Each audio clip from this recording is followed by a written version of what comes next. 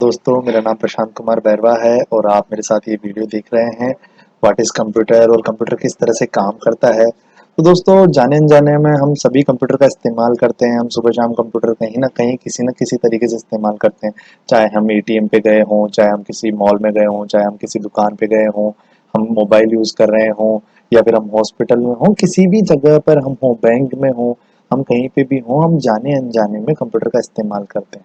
पर most of the लोगों को कंप्यूटर आज के टाइम पे भी 2020 के अंदर भी बहुत सारे लोगों को कंप्यूटर के बारे में नहीं पता है। और आप बिल्कुल घबराइए मत कि आपको कंप्यूटर नहीं पता है तो आपकी लाइफ का एंड हो चुका है, ऐसा कुछ नहीं है। कंप्यूटर बहुत सिंपल सी चीज़ है और हम बहुत ही सिंपल सी कहानी के ज़रिए इसे पढ़ने वाले हैं आज। और मोटा-मोटा यानी कि कोई भी कंप्यूटर किस तरह से काम करता है, बेसिक फंक्शनिंग उसकी क्या होती है, इस बारे में हम आज इस वीडियो में देखने वाले हैं। तो शुरू करते हैं एक छोटी सी कहानी से। एक आदमी है, पेशेंट मान लेते हैं, मरीज है। तो वो आदमी जो है, मैं इसे मिनिमाइज कर देता हूँ ताकि आप तब तक वो देख ना पाए। जी बिल्कुल। तो एक मरीज है, उस मरीज के साथ, उस आदमी के साथ समस्या क्या है कि उसके पेट में दर्द है या फिर उसे किसी भी तरह की हेल्थ की प्रॉब्लम है। तो आपका या मेरा या किसी भी व्यक्ति की सलाह होगी कि तुझे डॉक्टर के पास जाना चाहिए और वो डॉक्टर के पास जाएगा। जब वो डॉक्टर के पास जाता है तो सीधे ही वो डॉक्टर के पास नहीं जाता है। कोई भी पेशेंट या कोई भी आदमी जो है वो एक प्रोसीजर फॉलो करता है डॉक्टर के पास जाने का। और उस प्रोसीजर को अगर हम देखें तो प्रोसीजर किस तरह का होता है, उस प्रोसीजर की हम बात कर रहे हैं कि वो आदमी सबसे पहले एक रोड पे जाएगा। रोड पे जाने के बाद वो अपने घर से निकलेगा। घर से निकलने के बाद वो डोर हॉस्पिटल तक पहुंचेगा। हॉस्पिटल की बिल्डिंग को वो रिकॉग्नाइज करेगा। उसके बाद वो डोर देखेगा कि कौन सा डोर एंट्री डोर है, कौन सा डोर एग्जिट डोर है। उसके बाद वो एंटर होता है हॉस्पिटल के अंदर। उसके बाद वो रजिस्ट्रेशन काउंटर पर रजिस्ट्रेशन करवाएगा। रजिस्ट्रेशन काउंटर के बाद उसे बड़ा जल्दी ही ये रिसिप्ट मिल जाएगी। थोड़ी सी देर उसे लाइन में लगना पड़ता है, वो एक पर्ची कटवाता है और वो वेट करता है डॉक्टर के रूम के बाहर। डॉक्टर के रूम के बाहर वो अपना नंबर आने पर डॉक्टर के रूम में जाता है। अब किसी भी हॉस्पिटल के अंदर सबसे इम्पोर्टेंट पर्सन जो होता है वो होता है एक डॉक्टर। तो जैसा कि आप देख पा रहे हैं कि एक डॉक्टर जो है वो डॉक्टर ट्रीट करता है उस पेशेंट को। अब जब वो ट्रीट करता है तो उसके बाद दो पॉसिबिलिटीज हैं। या तो वो पेशेंट बिल्कुल ठीक हो चुका है तो डॉक्टर उसे भेज देगा, तो वो वापस से दरवाजे के साथ बाहर निकल के चला जाएगा, एग्जिट डोर से बाहर चला जाएगा। अगर नहीं तो डॉक्टर उसको ऑपरेट करेगा। ऑपरेट करने के बाद डॉक्टर उससे सलाह देगा कि उसे वार्ड में भर्ती किया जाना चाहिए या नहीं किया जाना चाहिए। वार्ड में वो भर्ती करता है। जब तक वो वार्ड के अंदर भर्ती रहता है तो उसके साथ होता क्या है, उसके साथ उसे वार्ड में रखा जाता है। डेली डॉक्टर इंस्पेक्शन करता है, डॉक्टर उसे मेडिकेशन देता है और मेडिकेशन के बाद अल्टीमेटली किसी दिन वो पेशेंट ठीक हो जाएगा और उसके बाद उसे डिस्चार्ज दे दिया जाएगा। तो ये एक बड़ा सिंपल सा प्रिंसिपल है, बड़ी सिंपल सी कहानी है हॉस्पिटल की। पर यकीन मानिए, आप बिलीव नहीं करेंगे, मैंने आपको पूरा का पूरा कंप्यूटर पढ़ा दिया। कंप्यूटर इससे ज़्यादा सिंपल नहीं हो सकता है और कंप्यूटर इससे ज़्यादा कुछ है भी नहीं। आपने जो भी कुछ देखा है वो कंप्यूटर है। अभी जितनी भी चीज़ें जो भी सामने आपके लिखा हुआ है, एक पेशेंट, एक डोर, एक रजिस्ट्रेशन काउंटर, एक डॉक्टर्स रूम, एक डॉक्टर, एक वार्ड और डोर, या तो एग्जिट डोर होगा या फिर वार्ड में भर्ती जाएगा, भर्ती होने के बाद एग्जिट करेगा। तो ये सारी चीज़ें जो आप देख पा रहे हैं ये बड़ा सिंपल सा मैकेनिज्म है और आप कंप्यूटर पढ़ चुके हैं। नहीं मानते आप? चलिए ठीक है, देखते हैं किस तरह से ये एक हॉस्पिटल है। अब मैं बात करता हूँ एक पेशेंट की, कि किस तरह से वो जो पेशेंट है या जो हमारा आदमी है वो क्या है। किसी भी कंप्यूटर के अंदर या किसी भी डिवाइस के अंदर, किसी भी कंप्यूटिंग डिवाइस के अंदर जो सबसे बेसिक चीज है वो है डेटा। डेटा यानी हमारी किसी भी तरह की इंफॉर्मेशन, कोई भी इंफॉर्मेशन हो सकती है, चाहे वो ऑडियो हुआ, चाहे वो वीडियो हुआ, चाहे वो टेक्स्ट हुआ, चाहे वो कोई आइकन हुआ, किसी भी तरह की कोई भी इंफॉर्मेशन जो होती है वो डेटा कहलाती है। अब डेटा जो ये शब्द है ये कहाँ से आया? ये लैटिन शब्द है, इसको कहते हैं डेटम। सिंगुलरली ये डेटम होता है, एक वचन में अगर हम बात करें तो इसे डेटम कहा जाता है और बहुवचन में इसे डेटा कहा जाता है। तो ये जो हमारा पेशेंट था, ये जो हमारा आदमी था, हम इसे मानते हैं कि ये हमारा डेटा है, यानी कि हमारी कोई भी इंफॉर्मेशन। अब कोई भी इंफॉर्मेशन किसी कंप्यूटिंग डिवाइस के अंदर जाती कैसे? तो जैसे कोई भी इंसान हॉस्पिटल के अंदर एंटर होता है एक डोर के थ्रू, उसी तरह से ये जो डोर है हमारा, इसे हम मानते हैं इनपुट, इनपुट डिवाइस या फिर इनपुट डोर। तो यहाँ से हमारी इंफॉर्मेशन जो है वो कंप्यूटर के अंदर प्रोसेस अंदर एंटर करती है। अब अगर बात करें कि इनपुट की, तो इनपुट किस किस तरह का हो सकता है? हमने देखा हॉस्पिटल में काफी सारे तरह के डोर होते हैं। इमरजेंसी व्हीकल के लिए यानी कि एम्बुलेंस के लिए डोर होता है, एक जर्नल डोर होता है, एक एग्जिट डोर होता है। तो ऐसे तरह तरह के डोर होते हैं। पर हम जो बात कर रहे हैं कंप्यूटर के अंदर इनपुट की, यानी कि वो जो इनपुट डोर है कंप्यूटर का बात करें, तो हम इनपुट डिवाइसेस की बात कर रहे हैं जहां से हमारी कोई भी इंफॉर्मेशन कंप्यूटर डिवाइस के अंदर एंटर होती है। अब ये इंफॉर्मेशन जैसा कि आप देख पा रहे हैं, ये इंफॉर्मेशन किस तरह की और ये इंफॉर्मेशन क्या है। हम एक कंप्यूटर के लिए एक कीबोर्ड सोच सकते हैं, जहां से कीबोर्ड हम इनपुट लेते हैं, हम कोई भी इनपुट टाइप करते हैं, हम कोई भी की प्रेस करते हैं और वो की किसी इलेक्ट्रॉनिक सर्किट को कंप्लीट करते हुए वो इंफॉर्मेशन कंप्यूटर तक पहुंचाती है। या फिर वो एक माउस हो सकता है, या लाइट पेन हो सकता है, या स्टाइलस हो सकता है, या टच पैड हो सकता है, स्कैनर हो सकता है, कैमरा हो सकता है, माइक्रोफोन हो सकता है, माइक हो सकता है, या कोई भी किसी भी तरह की चीज जिससे हमारी इंफॉर्मेशन कंप्यूटर के अंदर एंटर हो रही है, उसे हम कहेंगे इनपुट डिवाइस। अब अगर मैं बात करूं यहाँ पे, अगर मैं थोड़ी सी एक और बात करूं, तो एक कंप्यूटर का एक स्टैंडर्ड है ना, स्टैंडर्ड पुट डिवाइस जो है किसी भी कंप्यूटर का, वो होता है हमारा कीबोर्ड। वो हमारा क्या होता है, कीबोर्ड। किसी भी कंप्यूटर के अंदर मिनिमम रिक्वायरमेंट जो है किसी इनपुट डिवाइस की, वो क्या है, हमारी कीबोर्ड की है। चलिए ठीक है। अब उसके बाद हमारा पेशेंट कहाँ गया था, उसके बाद हमारे पेशेंट ने दो डोर से एंट्री करने के बाद रजिस्ट्रेशन काउंटर पे उसने पर्ची कटवाई। तो पर्ची कटवाते टाइम आप देखिएगा कि हम क्या करते हैं, हम रजिस्टर मेंटेन करता है, जो भी वहाँ पे रजिस्ट्रेशन काउंटर पे व्यक्ति होता है वो रजिस्ट्रेशन करता है, रजिस्टर मेंटेन करता है। और उस रजिस्ट्रेशन के अंदर होता क्या है, उस रजिस्ट्रेशन के अंदर हमारे पास होती है एक फाइलिंग, जिसके अंदर हम पेशेंट का नाम, पेशेंट की डिटेल्स, किस डॉक्टर को दिखाना चाह रहा है, ये सारी चीजें एंटर करते हैं। और ये बहुत जल्दी होता है। तो ये रजिस्ट्रेशन काउंटर की हम बात जो कर रहे हैं, ये रजिस्ट्रेशन काउंटर हमारा, यानी कि हम इसको पूरी प्रोसेस को तोड़ देते हैं थोड़ी देर के लिए, कि हम जो जो भी ये जो डेटा है, ये डेटा जहां जहां पर रुकेगा, जहां जहां पे रुकेगा, हम उस जगह को बोलेंगे स्टोरेज, है ना। ठीक है, क्योंकि किसी भी जगह पे कोई भी चीज किसी भी जगह पे रुकती है तो हम उसे स्टोर करना कहते हैं, चाहे वो थोड़ी देर के लिए ही हो, पर वहां उसका स्टोरेज होता है। और हम स्टोरेज की बात करेंगे तो ये जो रजिस्ट्रेशन काउंटर था, ये हमारा बहुत ही मिली सेकंड्स का, नैनो सेकंड का स्टोरेज था। और इस स्टोरेज को कहा जाता है कैच मेमोरी। अब ये कैच मेमोरी किस तरह की होती है, हम बात करें अगर इस कैच मेमोरी की, तो ये होते हैं रजिस्टर्स। ये होते हैं हमारे रजिस्टर्स। और अगर साइंटिफिक शब्दों में कहें तो हमारे पास ये रजिस्टर्स और फ्लिप फ्लॉप्स होते हैं। इंजीनियरिंग स्टूडेंट्स या फिर साइंस के स्टूडेंट्स इसे बेहतर समझ पाएंगे कि फ्लिप फ्लॉप और रजिस्ट्रेशन क्या होते हैं। कुछ नहीं होता है, एक इलेक्ट्रॉनिक सर्किट होता है जहाँ पे बहुत फास्ट होता है, बहुत एफिशिएंट होता है, और पर बहुत कम मेमोरी होती है, बहुत कम मेमोरी होती है, और बहुत मिनी सेकंड के लिए काम करता है। इनपुट की हम बात कर रहे थे, तो इनपुट और आउटपुट, अभी हम आउटपुट की भी बात करेंगे। पर ये जो इनपुट और आउटपुट डिवाइसेस हैं, किसी भी तरह का कोई भी डिवाइस जो होता है, वो किसी कंप्यूटर से जब अटैच होता है, तो कंप्यूटर से अटैच होता है तो वो किसी पोर्ट के थ्रू होता है। जैसे आपने बंदरगाह देखा होगा, कोई भी शिप, जहाज कहीं पे भी आता है, किसी समुद्र के किनारे आता है, तो वहां उसका डॉकिंग स्टेशन होता है, कोई पोर्ट होता है, कोई बंदरगाह होता है, जहां पे आके वो रुकता है, जहां पे आके वो सरफेस से कनेक्ट कर पाता है। तो उसी तरह से हमारा जो इनपुट डिवाइस है, वो हमारे कंप्यूटर डिवाइस से, हमारा इनपुट डिवाइस हमारे कंप्यूटर डिवाइस से किस थ्रू कम्युनिकेट कर पा रहा है, किस तरह से कनेक्ट कर पा रहा है, वो हमारा पोर्टिंग कहलाती है। और हमारे पोर्ट अलग अलग तरह के हो सकते हैं। हो सकता है वो एक लैन पोर्ट हो सकता है वो वायरलेस पोर्ट हो सकता है वो वायर्डली कनेक्ट हो। तो जैसा कि आपने सभी ने मोटे मोटे तौर पर सुना होगा कि मेरे मोबाइल में तो यूएसबी टाइप सी है, मेरे में तो यार माइक्रो यूएसबी है, या हमारे कंप्यूटर में तो यूएसबी ए है। तो ये यूएसबी हम सुनते आ रहे हैं। अगर हम यूएसबी की बात करें एक बार के लिए लीक से हटकर, तो यूएसबी हमारा क्या है, यूनिवर्सल सीरियल बस। अब यूनिवर्सल क्यों है भाई ये, यूनिवर्सल इसलिए है कि पूरी दुनिया में ये एक ही तरह से यूज किया जा सकता है, और पूरी दुनिया के कंप्यूटिंग डिवाइसेस में इसे यूज किया जा सकता है।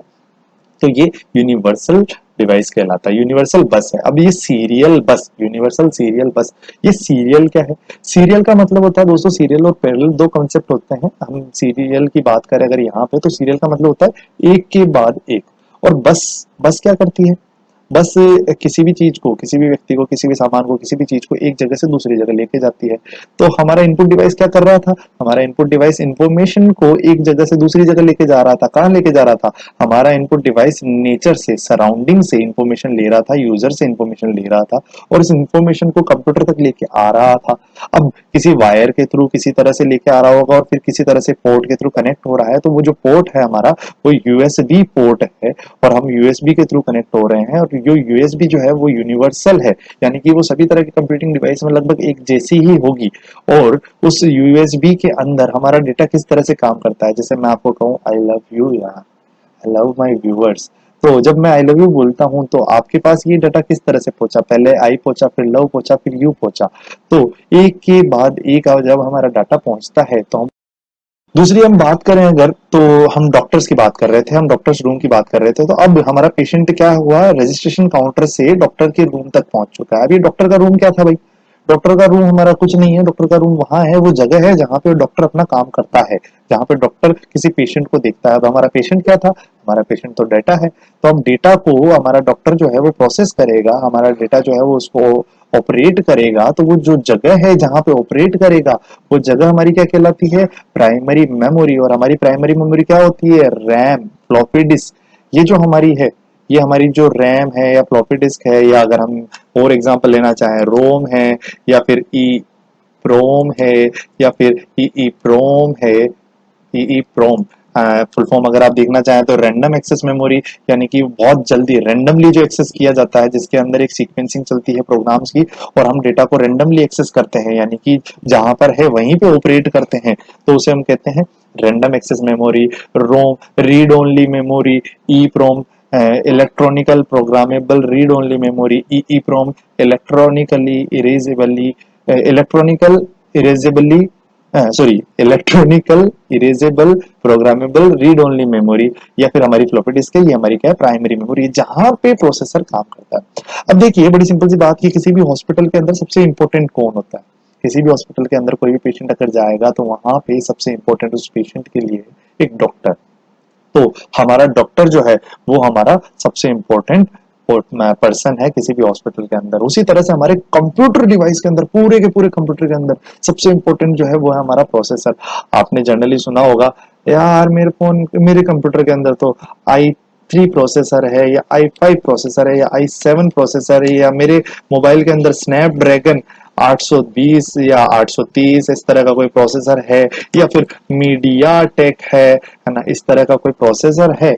तो ये जो प्रोसेसर है हमारा, ये हमारा प्रोसेसर हमारे डाटा को प्रोसेस करता है, यानी कि हमारे डॉक्टर साहब जो है हमारे पेशेंट का इलाज करते हैं। और ये जो इलाज इलाज की मैं किस तरह से कह रहा हूँ, कि किसी भी तरह का प्रोसेस हो सकता है ना, ठीक है, हो सकता है हम उसे डिलीट कर रहे हो सकता है हम उसके अंदर कुछ एडअप कर रहे हो, किसी भी तरह की जो प्रोसेसिंग है वो हमारा प्रोसेसर करता है किसी भी कंप्यूटर के अंदर। और प्रोसेसर के अलग अलग टाइप हैं, अलग अलग प्रोसेसर्स की कैपेसिटी होती है। अब एक अगर बात करें कि कंप्यूटर की बात अगर हम कर रहे हैं, तो कंप्यूटर की बड़ी सिंपल सी डेफिनेशन हमने बचपन से पढ़ते आ रहे हैं कि कंप्यूटर इज इलेक्ट्रॉनिक डिवाइस। अब इलेक्ट्रॉनिक डिवाइस है तो हम इलेक्ट्रॉनिक्स के बारे में एक बहुत अच्छी चीज जानते हैं, हम करंट के बारे में, इलेक्ट्रॉनिक के बारे में, इलेक्ट्रिकल के बारे में एक बहुत अच्छी सी चीज जानते हैं, कि करंट दो ही स्टेट में रहती है, या तो आप लाइट का बटन ऑन करोगे या ऑफ करोगे। ऑन करने से ऑफ करने से, वो इलेक्ट्रिकल स्विच जो है उसे ऑन करने से ऑफ करने से हमारी पावर या तो ऑन होगी या ऑफ होगी। अगर इस ऑन को हम 1 नंबर बोले और ऑफ को हम 0 नंबर बोले, यानी कि कुछ नहीं, तो हमारी दो स्टेट ही हो पाएंगी कंप्यूटर के अंदर, 0 1। और ये 0 1 का जो कंसेप्ट है इसे कहा जाता है बाइनरी नंबर्स। तो हमारा कंप्यूटर जो है, हमारा कंप्यूटर सिर्फ और सिर्फ एक लैंग्वेज के अंदर परफॉर्म करता है, सिर्फ और सिर्फ एक लैंग्वेज के अंदर समझ पाता है, और वो लैंग्वेज जो है वो लैंग्वेज हमारी कहलाती है मशीन लैंग्वेज, जो कि बाइनरी लैंग्वेज होती है। अब हम तो भाई इंग्लिश बात करते हैं, या फिर हम हिंदी में बात करते हैं, या फिर हम राजस्थानी में बात कर रही है, काय है कि भाई हम तो काय समझ में ना आ रहे, सब इंग्लिश में लिखेड़ा है ना। तो हम अलग अलग लैंग्वेजेस के लोगों को आपस में बात नहीं करवा सकते हैं, आपस में वो इंफॉर्मेशन को प्रोसेस नहीं कर सकते हैं अगर उनका लैंग्वेज अलग अलग है। तो हम हमारे डॉक्टर को, यानी कि हमारे प्रोसेसर को अगर अपनी प्रॉब्लम समझाना चाहते हैं, तो हमें एक लैंग्वेज चाहिए, कॉमन लैंग्वेज चाहिए। और वो कॉमन लैंग्वेज किस तरह की होगी, कि हम तो इंग्लिश में बोले और हमारा कंप्यूटर जो है वो उस चीज को समझ जाए अपनी लैंग्वेज के अंदर। तो वो जो लैंग्वेज है वो लैंग्वेज होती है हमारी प्रोग्रामिंग लैंग्वेज। और जो प्रोग्रामिंग लैंग्वेज है वो प्रोग्रामिंग लैंग्वेज अलग अलग तरह की हो सकती है, जैसे कि आप सुनते हैं C++, HTML, या फिर PHP, या फिर किसी भी तरह की दूसरी लैंग्वेज जो हम सुनते हैं हमारे। तो हम इन प्रोग्रामिंग लैंग्वेज के अंदर क्या करते हैं, हम इन प्रोग्रामिंग लैंग्वेज के अंदर, जो कि हमारी जर्नल स्पीकिंग लैंग्वेज है इंग्लिश, उसके अंदर हम कोड लिखते हैं। उस कोड को किसी सिंटेक्स के द्वारा हम 0 1 में कन्वर्ट करते हैं और कंप्यूटर उसको समझ पाता है। चलिए ठीक है, ये तो बात करते हैं बेसिक कंप्यूटर की, या सॉरी प्रोसेसर की। अब प्रोसेसर की बात करते हैं, हमारे डॉक्टर साहब की खत्म हुई, तो डॉक्टर साहब ने क्या किया, कि या तो इलाज कर दिया। जब इलाज कर दिया तो इलाज करने के बाद वो पेशेंट सीधा कहाँ जा सकता है, वो सीधा घर जा सकता है डोर के थ्रू। एग्जिट डोर के थ्रू, है ना, मैं इसे एग्जिट कर देता हूँ। और एग्जिट डोर जो है वो हमारा आउटपुट डिवाइस है, आउटपुट डिवाइस है। और आउटपुट डिवाइस में अगर हम स्टैंडर्ड की बात करें, स्टैंडर्ड की बात करें तो स्टैंडर्ड आउटपुट डिवाइस जो है वो हमारा मॉनिटर है। और इसके अलावा क्या हो सकता है, मॉनिटर, प्रिंटर, 3D प्रिंटर, या फिर डिस्प्ले, या फिर मोबाइल डिवाइस का डिस्प्ले, किसी भी तरह का जो हमारा आउटपुट डिवाइस है ना, ठीक है, वो हमारा क्या कहलाता है, आउटपुट डिवाइस। और ये हमारा आउटपुट डोर है, यानी कि हमारा पेशेंट उससे बाहर चला जाएगा। अब अगर मान लीजिए कि डॉक्टर ने कहा कि नहीं भाई, मैं तो तेरे पे काम कंप्लीट नहीं हुआ, तेरा इलाज ही नहीं हुआ, मैं नहीं भेजूंगा तुझे, मैं तो तुझे रखूंगा।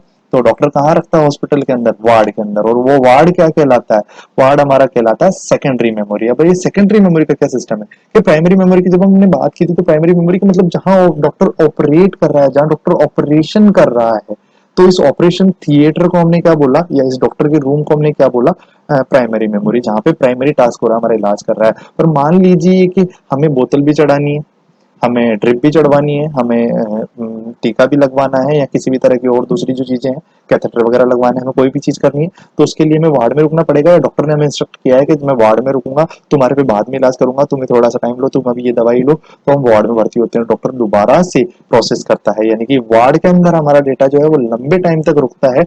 जब जब है ना प्रोसेसर को जरूरत होती है, वो वहां से डेटा को, यानी कि पेशेंट को वापस बुलाता है डॉक्टर, यानी कि प्रोसेसर, और वो वहां पे प्रोसेस करता है। और प्रोसेसिंग के बाद अल्टीमेटली हम क्या करते हैं, डोर पे चले जाते हैं। तो किसी भी कंप्यूटर की तीन अगर हम बेसिक बात करें तो हम क्या कहेंगे, किसी भी कंप्यूटर के अंदर एक होती है इनपुट, एक होती है प्रोसेसिंग, और एक होती है आउटपुट। ऐसा हम डिब्बा सा बनाते थे बचपन में, और उस डिब्बे के अंदर बताते थे कि ये चीजें होती हैं। अब से आप कुछ जर्नल टर्म्स की बात कर लेते हैं। कुछ जर्नल टर्म्स जैसे हम सुबह शाम देखते हैं कंप्यूटर के अंदर, सुनते हैं कि यार ये क्या, ये क्या, ये क्या है। तो BIOS, basic input output system. Basic input output system क्या होता है कि हम कंप्यूटर के अंदर विंडो की बात करते हैं, विंडो 7 डाल दी, विंडो 10 डाल दी, विंडो 8 डाल दी, हम इस तरह की विंडोज डालते हैं। पर हम छोड़ दीजिए इनको, भूल जाइए इन विंडोज को, या इन सारी चीजों को। तो अभी तक वहां हम नहीं पहुंच रहे, हम बेसिक इनपुट आउट की बात कर रहे हैं। तो ये जो कंप्यूटर है, ये कंप्यूटर डिवाइस के अंदर हम जो बेसिकली, हम किसी भी कंप्यूटर को ऑन करते ही जो हमारी स्क्रीन फ्लैश हो रही है, या जो भी हम चीजें देख पा रहे हैं, या जो हमारा टाइम दिख रहा है, या जो भी चीजें हम कर पा रहे हैं, ये हमारा बेसिक इनपुट आउटपुट सिस्टम है, जो किसी भी कंप्यूटर के अंदर मैन्युफैक्चर, यानी कि कंप्यूटर बनाने वाले द्वारा डाला जाता है। अब बात करते हैं OS की, ऑपरेटिंग सिस्टम की। ऑपरेटिंग सिस्टम तरह तरह के हो सकते हैं। ऑपरेटिंग सिस्टम जैसे लिनक्स, जो कि एक बहुत ही पॉपुलर ओपन सोर्स सॉफ्टवेयर है। विंडोज 98, विंडोज का, माइक्रोसॉफ्ट विंडोज के कोई भी प्रोडक्ट, 98, XP, 7, 8, 8.1, 10, या फिर iOS यानी कि एप्पल का जो सॉफ्टवेयर है, ऑपरेटिंग सिस्टम है ना, या फिर सोलरिस, यूनिक्स, एंड्रॉइड, बोस, बाडा, ये तरह तरह के जो सिस्टम हैं, ये हमारे सिस्टम्स जो हैं, ये ऑपरेटिंग सिस्टम है, इसके थ्रू जो हम काम कर पा रहे हैं। यानी कि जैसे आप जो देख पा रहे हैं इस डेस्कटॉप पे, अभी मैं विंडो 10 यूज कर रहा हूँ, यहाँ पे कुछ आइकन दिख रहे हैं आपको। एक GUI होता है, ग्राफिकल यूजर इंटरफेस, जिससे हम थ्रू देख पा रहे हैं। तो ये GUI ऑपरेटिंग सिस्टम का पार्ट है, हम इसे बाद में समझेंगे। और काफी सारे लोगों को ये नहीं पता होगा, पर ये जो बॉस है, ये हमारे भारत का डेवलप किया हुआ ऑपरेटिंग सिस्टम है, और ये दुनिया का एकमात्र हिंदी में यूज किए जाने वाला ऑपरेटिंग सिस्टम है, जिसकी कोडिंग पूरी हिंदी में हुई है। तो ये भारत ऑपरेटिंग सिस्टम सॉल्यूशंस है, हमारे इंडिया की एक कंपनी है। अब OS की बात करें तो OS की दो पार्ट होते हैं, कर्नेल और UI। कर्नेल क्या होती है, जो मशीन लेवल पे होती है, यानी कि जो हमारा बेसिक है, जिसे हम चेंज नहीं कर सकते हैं। और दूसरा हमारा पार्ट होता है UI, यानी कि यूजर इंटरफेस, जिससे हम एक्सेस कर पाते हैं। हम कई बार देखते हैं कमांड लाइन, CMD, है ना, हम टाइप करते हैं, और CMD हमारी जो कमांड लाइन है, हम कमांड लाइन के अंदर इस तरह का देखते हैं। यहाँ पे हम कोई इंस्ट्रक्शन डालते हैं, जैसे कोई भी ट्री देखा हमने, तो वो सारी चीजें हम इस तरह से इंफॉर्मेशन एक्सेस कर पाते हैं। तो वो हमारा एक यूजर फेस है, या फिर हम क्लिक करके कोई चीज को देखें, है ना, तो ये हमारी UI है। अब बात करते हैं सॉफ्टवेयर की और हार्डवेयर की।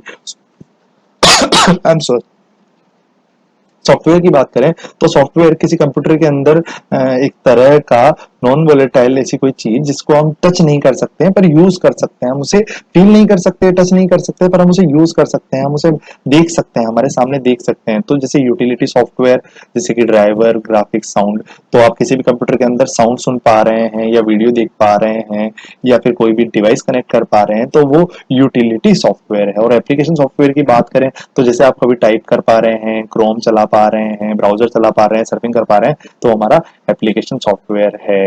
और हार्डवेयर हमारा क्या है? हार्डवेयर ऐसी चीज जिसे हम टच कर पा रहे हैं, यानी कि मैं कीबोर्ड को टच कर पाता हूँ, मैं माउस को टच कर पाता हूँ, मैं वायर्स को टच कर पाता हूँ, इनपुट आउटपुट डिवाइसेस को टच कर पाता हूँ।